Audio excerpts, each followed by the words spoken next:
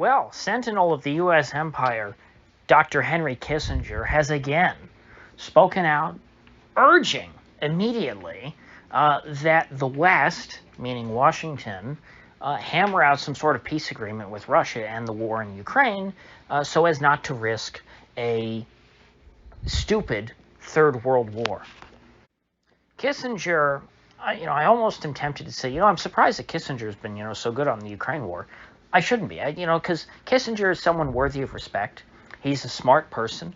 I disagree with, what his goals were. I didn't like what he did a lot as Secretary of State because he was trying to do things that I disagreed with. But he's a competent person. He knows how to achieve his goals. He wanted to, expand the U.S. empire, and, that was kind of his end result. That was everything that drives him, is trying to expand the empire, not just the U.S., but the West in general, Britain, the whole, essentially the NATO blob. And so he's a true believer, but he's not a brain-dead idealist who thinks that if we just say Putin bad, then we don't have to deal with Putin because he's a bad guy and we're the good guys, and therefore we can just pretend that Russia doesn't exist. We will just dictate how we think the world should be, and then it will be so. Kissinger is old enough, he's from a generation that understands that that is not so, that there's more than one group of people in the world. There are different people with different interests, and they all exist. And you can't just wipe them out unless they're very, very weak. And if they were weak enough, Kissinger would be happy to wipe them out. But he understands that he has adversaries in the world and that they must be dealt with seriously as equals. And so he has an essay which I will link to in not the American Spectator, the UK version of the Spectator. I don't know if it'll be... Actually, does the American Spectator even publish a paper magazine? I know they have a website that I see a lot. But anyway, this is just in the plain old Spectator over in the UK. Makes good points. And he's the man's a solid thinker. Despite being 98 years old. I think he's evil. Done terrible things in his life. But he has at least a few brain cells to rub together. And the fact that Henry Kissinger's been, insisted in this for most of the war, saying, hey, war in Ukraine, not a good idea. This isn't going to work out well for us. You could say, oh, well, things are going bad for Russia. Sure, that doesn't mean that it's going well for the West. And that's why Kissinger, unlike the rest of, I guess I almost said the Gen Xers in the establishment, but Biden, Pelosi, Chuck Schumer, they're all boomers. America's pretty much still run by boomers. Well, let's just call them the crowd who thinks that America is all-powerful, and whatever Washington says, whatever the President of the United States says, whatever the EU says, that is gospel. They can speak it into existence. As long as they continue their chorus that Putin must go, well, eventually Putin will go.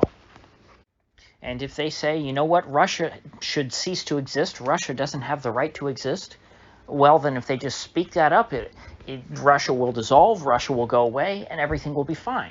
Because, of course, if you just dissolve the Russian government, then, the largest landmass on the planet, it'll just work out fine. There won't be any chaos. You won't have civil wars.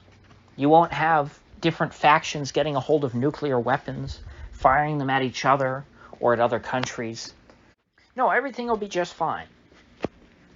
This is the attitude of the people who are in charge of the West these days. And it is a childish mindset.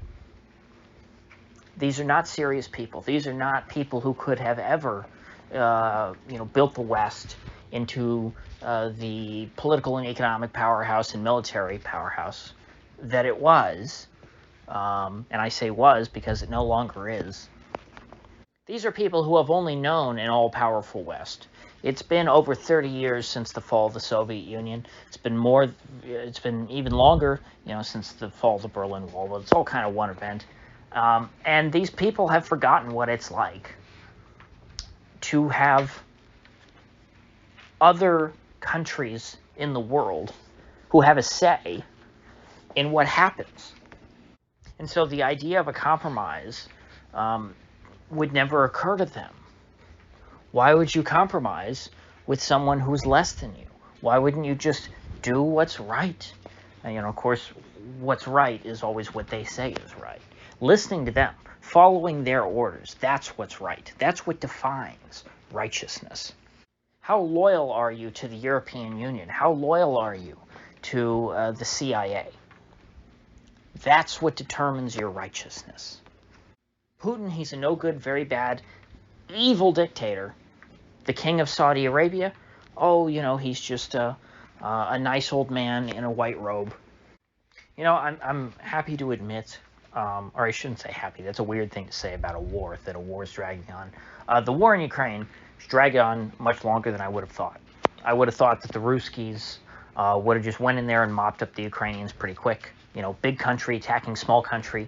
To borrow a phrase from Kamala Harris, I thought her explanation was, pretty simplistic, and I thought it summed up pretty well at the time. Obviously, that's not the case. The West has been able to pump in enough weapons. Of course, what is it? Maybe 33% of the weapons that is supposedly being shipped to Ukraine are actually making it to Ukraine, and the rest are ending up in Africa and Sweden, and getting used by drug cartels and who knows who else. But enough weapons are making it to Ukraine. They've been able to keep these guys stocked. Ukraine has a massive population. Ukraine outlawed men leaving the country, so they have they've got tens of millions of military-age men, I believe, that they're holding hostage. Essentially, they're not allowed to leave. They're not allowed to go to another country. They're not allowed to flee the war, and so they can just keep handing guys guns and other armaments, rocket launchers, what have you, and they're able to hold the line against the Ruskies for a long time. And the plan on the part of the West is just to hold out long enough to where eventually there's some kind of rebellion against Putin, and people say, we're tired. Like in World War I with the Tsar. They want to pull a Lenin on Putin, because that worked out so well in 1917. 70 years of tyranny in the Russian Empire. Why don't we just try that one again? Maybe it'll work out better this time. Except this time, the would-be, the stand-in for the Russian Empire has nukes. So the idea is bleed Russia dry, collapse Putin, and then what? Nuclear civil war? Do they think that they'll just be able to insert some sort of Western puppet dictator to take over in Putin's place or something? Do you think that there's going to be a military coup and then they insert some pro-Western guy? No, that wouldn't happen. And that's what Dr. Kissinger is trying to point out here. That's why his whole article is talking about the dangers of just trying to destabilize Russia, because that's clearly the only goal here. The goal is not to preserve Ukraine, because the parts of Ukraine that Russia's annexed, they're not going to give back. Crimea is not going back to Ukraine. Sevastopol is not going to become a NATO naval base. And therefore, all that the West is accomplishing by continuing this war of attrition, rather than trying to negotiate peace and end and maybe freeze the battle lines where they are now, is to try and bleed Russia dry, destabilize Russia, which, as Kissinger argues, will result in a far greater disaster that will be of no benefit to the West. It will, in fact, be a great threat to the West to destabilize a country which currently, is the largest, has the largest land area on the planet. Think of it as civil war, as he put it, that would cross 11 time zones. That's the best case scenario as far as the West is concerned. That's the goal. Now, that might not happen, and I do think that that is not super likely at this point. I don't think that Russia's on the brink of falling apart, but that's what the lunatics on our side think. But even if it were true, even if all their predictions were correct, and they were able to bring this about, that would be a disaster. Because, what if, I don't know, one of the factions in the new Russian Civil War decide, you know what, it's the West's fault that our country became destabilized and we're in a civil war now. I just got control of one of these nuclear silos. Why don't I just lob a nuke at Los Angeles? Why don't we level London? Why don't we pulverize Paris? Why not reduce Rome to rubble? Or blast Berlin to bits? Now again, even if the West were successful in using the war in Ukraine to destabilize Putin's grip on power, and there was some sort of, and somehow the Russian people blame Putin for everything, rather than blaming the West, and they say, you know what, Putin must go. Because again, this is the theory in so many countries. The West, mainly the CIA, thinks, hey, if we can just make the lives of ordinary people in X country difficult enough, they will rise up against their leader and blame their leader rather than blaming the U.S. The opposite always happens. Look at Nicolas Maduro. Look at the Ayatollah. They're both still around. Saddam Hussein had to be removed by force. The Taliban had to be removed by force, and even then the Taliban eventually came back. Libya, they had to fund Al-Qaeda and hire Al-Qaeda to overthrow Libya, to overthrow Gaddafi for them. There is approximately 99.99% chance that the West's plan to destabilize Russia and overthrow Putin won't work. But Dr. Kissinger is not trying to talk to those of us who understand that. He's talking to these people off in La La Land who think that they're going to be able to do that, even though it hasn't worked in any other case.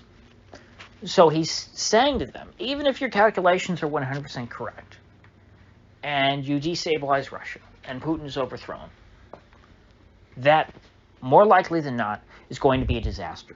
At the very least, it will create chaos, which chaos might not affect you, and on the other hand, it might affect you. It's chaos. You don't know.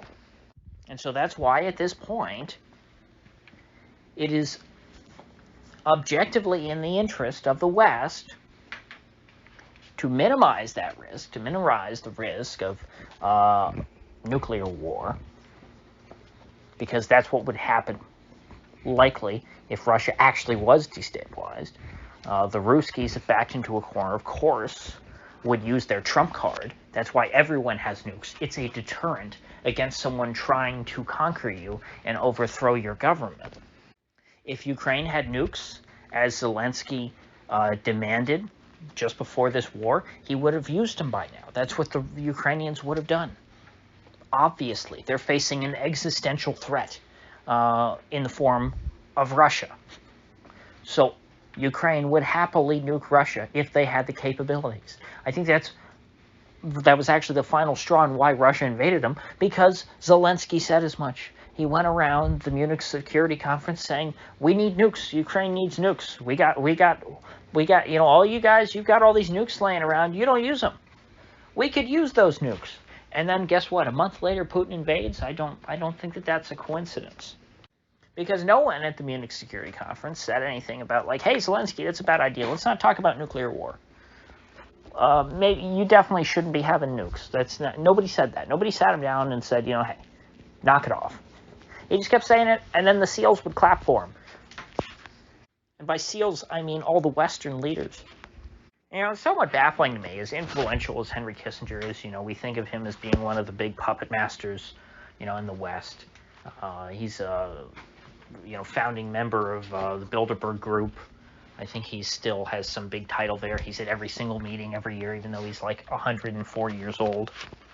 And yet he doesn't seem to have any influence at all on the debate over Russia and Ukraine.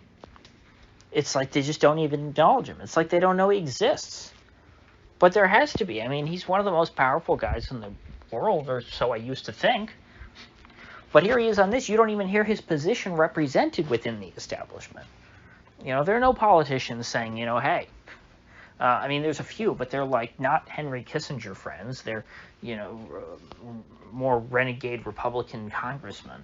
You know, guys who are, you know, kind of edgy and you know, always trying to stay on the same side as the voter base. There's no mainstream like foreign policy establishment guy. There's no Council on Foreign Relations types in the U.S. Congress making Kissinger's argument like you would expect. It's almost like they just think he's gone off the deep end, maybe like Noam Chomsky, and so, you know, kind of like how some decent leftists are, you know, they've been trying to ignore Chomsky the last couple of years because he's like, you know, genocide the unvaccinated people, kill them all and kill them good. I don't think that's a direct quote, but close enough. And people like, you know, Jimmy Dore and others are like, let's just ignore that part of what Chomsky's saying. Maybe that's how the blob feels about Kissinger this year. Because Kissinger, I mean, he's been pretty consistent, I think, from the very early parts of this war. I think he understood from the beginning this war was not good. This was not something that, you know, we would want as the West. If you're looking at it from just trying to increase the West's power, this is not something that you would want to happen. And yet it has, and rather than try to de-escalate, the West just keeps pouring more gasoline on the fire in the form of these weapons. So, I will link to his full essay if you want to read it. I'm sure it'll make a good read. And I will see you folks back here tomorrow.